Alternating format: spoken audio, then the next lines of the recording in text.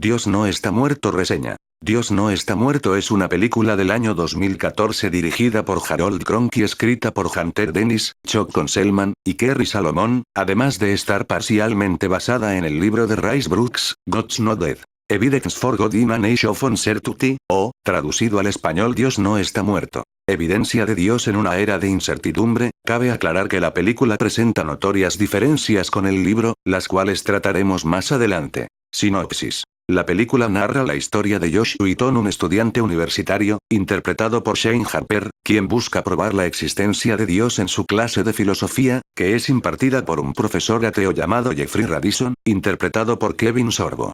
Mientras que podemos observar otras historias paralelas de personas que de manera indirecta se encuentran relacionadas entre sí, y podemos ver cómo su situación de vida los orilla a defender su fe o acercarse a Dios de alguna manera. Para empezar, quiero decir que la película me resultó entretenida. En su momento consideré que tenía algunos buenos mensajes, aunque analizándola más a fondo puedo encontrar algunos elementos que le quitan cierto mérito, pues si bien, la película tiene un buen punto de partida y algunos de los argumentos a favor de la existencia de Dios son defendibles, aunque no todos, desde mi punto de vista, la película falla principalmente en los siguientes aspectos. Los personajes, la credibilidad, la sutileza, la comprensión cultural, y su interpretación de la filosofía. Comencemos con los personajes. Desde mi punto de vista los personajes son bastante planos, aunque quizás no todos, pero sí lo son varios de ellos, en especial por el hecho de que, en lo que a su brújula moral se refiere, su mentalidad depende de sus creencias y determinan su ética y su moral. Por ejemplo, los cristianos son los buenos porque son cristianos, sin importar mucho, por no decir poco o nada, que de verdad sean buenas las razones que motivan su bondad, que por lo visto en este caso son la Biblia y su religión. El mundo planteado por la película, por así llamarlo, es uno en el que prácticamente el cristianismo hace a los personajes buenos casi automáticamente. Casos como el de Josh, el protagonista, son prueba de ello. Sin embargo es más notorio en casos como el de Willie y Corey Robertson del programa de televisión Dog Dynasty, puesto que pese a que Willie sea un hombre que se dedique a cazar patos, termina siendo el bueno por aceptar a Jesús como su Dios y Salvador, mientras que con los ateos pasa lo contrario, ya que ellos niegan la existencia de Dios. Y como la película nos recalca una y otra vez que Dios es bueno, pues ellos automáticamente son los antagonistas. Por otro lado, los musulmanes están en un punto intermedio, puesto que más que verlos como antagonistas o protagonistas, son personas que tratan de adaptarse a la sociedad estadounidense, como es el caso de Aisha, una joven musulmana, pues parece que mediante su intento de convertirse al cristianismo trata de darle cierto sentido a su vida. Creo que de forma irónica los personajes musulmanes terminaron estando mejor escritos que los propios cristianos, puesto que su rol en la sociedad es más creíble. Desconozco si esto se debió a que los cristianos que hicieron esta película sabían que los musulmanes en teoría alaban al mismo Dios que los cristianos. El Dios abrahamánico o el Dios de las religiones abrahamánicas o monoteístas, solo que ellos le llaman Alá, que significa Dios, pero en esencia sigue siendo el Dios de Abraham, el Dios de Isaac y el Dios de Jacob, y por ende el Dios de Jesús, al que los musulmanes consideran como un gran profeta, pero no como el Hijo de Dios, o quizás simplemente trataron de ser educados con los musulmanes. La verdad no estoy seguro, creo que más bien fue la segunda opción, pero dentro de lo que cabe los musulmanes son de los personajes mejor escritos en la película. Pasemos a lo siguiente. La credibilidad, la sutileza y la comprensión cultural, las cuales pongo juntas por sentir que de alguna forma están ligadas y para hacerme las cosas más prácticas. Continuamos. Las situaciones no resultan del todo creíbles debido a que las personas no hablan de una manera normal, además de que la visión del mundo es muy reducida. Prácticamente el contexto de los Estados Unidos no es el mismo en la película que en la realidad. En la realidad los Estados Unidos es un país conformado principalmente por protestantes, que si bien pueden pensar de maneras muy distintas, porque hay diversas denominaciones, la mayoría de los que las conforman son o se consideran cristianos al fin y al cabo. Pero si nos referimos a los diversos grupos religiosos que existen en el país o simplemente a las personas que afirman que Dios existe, sea cual sea su comprensión de qué o quién es este ser espiritual o divino, nos damos cuenta de que los creyentes son una aplastante mayoría a comparación de los que niegan su existencia. En otras palabras, cuando de religión se trata, de cierta manera Estados Unidos es un país de creyentes. Ahora tratando el tema de la sutileza y la credibilidad más a fondo, la película deja muy en claro quiénes son los buenos, quiénes son los malos y quiénes son los que quieren volverse cristianos, siendo parte de los buenos mediante ese proceso.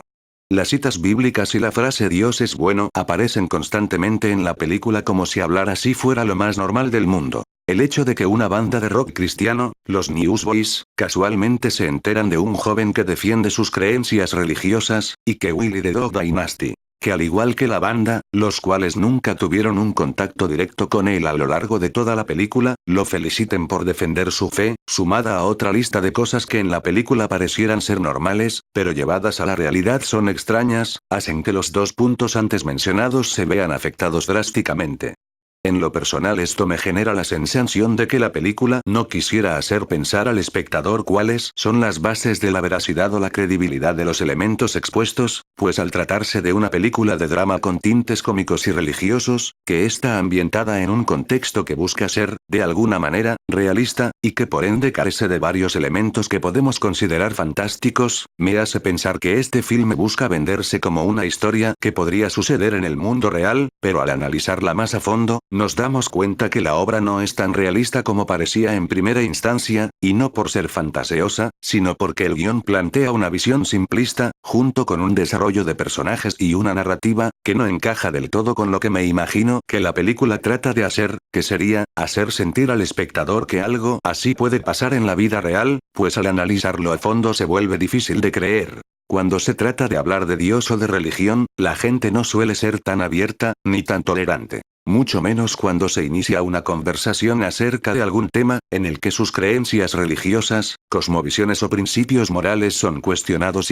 o atacados constantemente. De hecho, en lo personal creo que hablar de estos temas en determinadas circunstancias sigue siendo un tabú. Aunque aquí algunas de estas circunstancias, la película las muestra de una manera distinta, como si fuera demasiado sencillo, como si los ateos fueran los únicos que se ofenden y los cristianos no, como si los cristianos fueran casi perseguidos por sus creencias, pero también como si fueran los más tolerantes, situación que sabemos que en la realidad es considerablemente más compleja. Después de todo, personas como yo hemos visto mucha hipocresía religiosa, así como creyentes con menos principios cristianos que algunos ateos, y ateos con valores y principios morales propios del cristianismo. El punto es que las personas tienen valores, e independientemente de creer que este es un mundo sin Dios, o con Dios, puede entender tanto la hipocresía, como a la bondad. Podría extenderme demasiado en este tema, pero creo que también estoy sonando injusto con la película, puesto que no he recalcado sus puntos positivos, porque la película los tiene, cosa que me gustaría hacer ahora, iniciando con el hecho de que la idea de que se trate de defender la existencia de Dios con un debate, y con argumentos científicos y filosóficos, me agrada, además de que pese a que no son tan realistas los planteamientos de la película, me gustó bastante la manera en la que, de alguna forma, las vidas de los personajes están conectadas,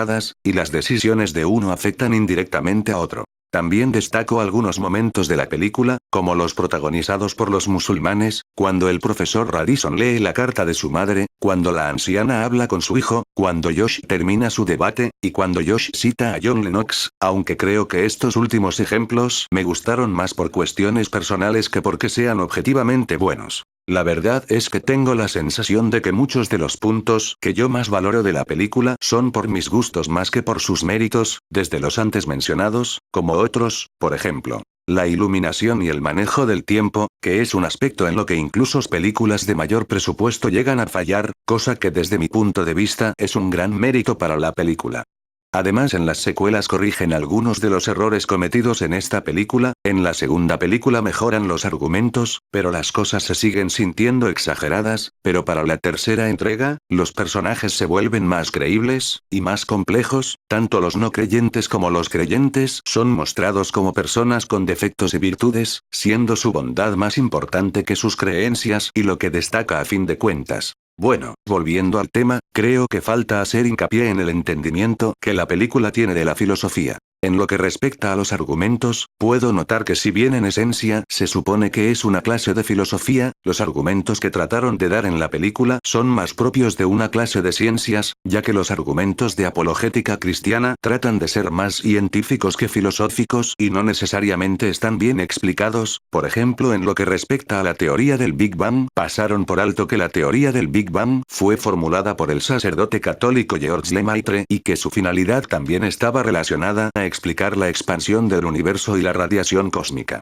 Además de que la teoría del Big Bang sufrió varias modificaciones con el pasar de los años para tratar de ajustarse más a la realidad. Sumado a que las explicaciones en defensa de la teoría del Big Bang y la creencia de un universo autodiseñado que defendía Stephen Hawking, se basa en la teoría de la relatividad de Einstein y en la mecánica cuántica. Una rama de la física en la cual existen cosas tan extrañas como que una partícula esté prácticamente en dos lugares al mismo tiempo, que las partículas aparezcan y desaparezcan repentinamente, que éstas cambien su estado con la presencia de un espectador. Además del hecho de que las partículas en el mundo cuántico puedan teletransportarse, o que puedan interactuar entre sí, incluso habiendo una considerable distancia entre ellas. Los argumentos cristianos de la película toman la Biblia de manera muy literal. Lamentablemente los argumentos científicos, que deberían ser filosóficos, no son tomados con el mismo profesionalismo que otros versículos bíblicos, ni mucho menos con la misma precisión, aunque en ocasiones pese a esto, algunos, aunque no todos, son bastante lógicos y atinados. Resulta interesante y lamentable que algunos de los mejores pensadores de la filosofía cristiana no fueran citados, quizás porque algunos son católicos como Santo Tomás y San Agustín, Agustín de Hipona, o René Descartes, aunque ni siquiera era necesario recurrir al catolicismo para encontrar buenos argumentos en la cristiandad. También existen buenos argumentos en el protestantismo surgidos de pensadores como por ejemplo Immanuel Kant, o John Locke, además de que el mismísimo Isaac Newton estudió teología y es más era teólogo, por lo que para mí fue una serie de oportunidades desperdiciadas.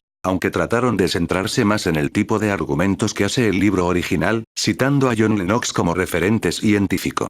Cabe aclarar que el libro no cuenta una historia en sí como lo hace la película, sino más bien es algo parecido a un libro de apologética cristiana, busca ser científico, pero termina siendo más bien filosófico, además de que también llega a ser bastante parecido a un libro de autoayuda, muy diferente a lo que sucede con la película, que trata de enseñarnos que hay que defender la fe para que el cristianismo pueda prevalecer. De hecho, esto se siente como una especie de defensa del cristianismo hacia la creciente tendencia del ateísmo. Es más, el mundo planteado por la película de alguna manera no tan sutil, trata de mostrar que el cristianismo está perdiendo peso en la sociedad estadounidense al grado de no tener voz, y como si la mayoría de la sociedad se pudiera considerar atea, aunque la película busca dar la esperanza de que el cristianismo protestante vuelva a ser la religión definitiva en Estados Unidos, aunque como ya lo he mencionado, en el mundo real la mayoría de la población de Estados Unidos cree en Dios. He leído que otros también han criticado al guión, la actuación, dirección, la ausencia de sutileza y la falta de verosimilitud en los personajes, aunque varios de estos puntos ya los tratamos con anterioridad. Pero si hay algo que me gustaría agregar, es que en esta primera entrega de la trilogía de películas de Dios no está muerto, es que prácticamente Dios existe porque tiene que existir. La existencia de Dios se resume en que el Dios que existe debe ser el Dios de los cristianos. Cualquier otro entendimiento de lo que es Dios es prácticamente errado, aunque irónicamente la apologética científica real apunta al concepto de un Dios impersonal o bien un Dios universal, el cual no necesariamente tiene que ser religioso, además de que el concepto de Dios está más abierto a la interpretación que le dé cada ser humano. En resumen, es una interpretación personal. En lo que a mí respecta, pienso que las películas cristianas necesitan innovar, y esta trató de hacerlo. Lamentablemente descuido bastante a sus personajes. También tienen que tener en cuenta que el cine cristiano es diferente al católico, por lo cual las citas bíblicas pueden tener mayor relevancia que el mensaje en sí, y que la visión de Dios para su religión suele ser en ocasiones más ligada a las escrituras que al contexto histórico o la realidad, razón por la cual los personajes suelen mencionar citas bíblicas, incluso más de lo necesario, lo cual para mí como espectador resulta poco realista, pues la gente suele ser más sutil, más natural, más cuidadosa y menos religiosa cuando se trata de hablar de religión. Por cierto, a Calro no dije que el cine católico sea mejor que el católico, solo digo que es diferente, pues en esta película los pasajes bíblicos se toman de manera muy literal, y tratan de adaptarse a la actualidad, mientras que en algunas películas católicas no se enfocan tanto en la repetición de versículos bíblicos. Desde mi punto de vista, Dios no está muerto es una película de cristianos, hecha para cristianos y por ende limitada a una comprensión específica de Dios. Un punto importante es que lo que empezó siendo una defensa a Dios y a la religión, que tenía que ser mediante la filosofía, al final se convierte en una defensa mediante la ciencia. Lo cual, si bien en teoría es eficiente, rompe con lo que debería de ser el propósito de la clase. Después de todo, la filosofía fue el punto de partida del debate. También considero que la película, mediante el título Dios no está muerto, tuvo un problema de comprensión, aunque en realidad el título de la película no es el problema. Después de todo es un título publicitario que queda bastante bien. El problema es cuando se interpreta la filosofía de Friedrich Nietzsche, ya que cuando él menciona la frase Dios ha muerto, lo hace de una manera trágica, básicamente refiriéndose a una sociedad que poco a poco ha rechazado a Dios, y necesita sustituirlo. Además, como lo plantea, es casi como si la religión fuera en parte responsable de su muerte, porque el espíritu de lo divino ya no se encuentra, las oraciones se convierten en rutina, igual que ir a la iglesia. De hecho, es casi como si el autor se preguntara, ahora que no está Dios, ¿cuál va a ser el código moral? Y trata de dar una solución al dilema de la moral con el planteamiento del superhombre. Si lo analizamos desde este punto de vista, creo que de alguna forma la frase Dios ha muerto se convierte en una crítica hacia el propio ateísmo. Además, hubo filósofos muy importantes que la película no mencionó, como Sócrates, Aristóteles, Tales de Mileto, o Platón, además de que estos tienen un nivel de influencia mayor en la filosofía que Nietzsche. Incluso los filósofos mencionados anteriormente como René Descartes, Immanuel Kant, Santo Tomás de Aquino o San Agustín de Hipona, suelen ser filósofos más reconocidos. De hecho, simplemente hablar de René Descartes es hablar del hombre al que se le atribuye establecer las bases de la filosofía moderna. Como dato curioso, Noam Chomsky sí es mencionado en la película, solo que en la vida real él no es ateo sino agnóstico, y otro dato curioso es que C.S. Lewis, que no es filósofo, es mencionado por Josh. Ahora que lo pienso, no recuerdo que Josh mencione filósofos cristianos, y a lo largo de toda la película, ni recuerdo filósofos con nombres traducidos, ni siquiera una mención a algún filósofo católico, así que si esperabas escuchar argumentos de Guillermo de Ockham, aquí no los tendrás, quizás los encuentres en otra película. Otro punto más o menos importante es que en Estados Unidos, la educación es laica y por ende, en lo que a leyes se refiere, ni la religión ni la irreligión deben de ser impuestas a la fuerza. Si bien el Estado laico en esencia separa a la religión del Estado, esto no es con la finalidad de suprimir la religión, sino de permitir la libertad de credo y junto con la libertad de pensamiento de los individuos. En otras palabras, busca que cualquiera pueda practicar o no practicar cualquier religión, pero sin que se imponga la religión o la no religión a la fuerza.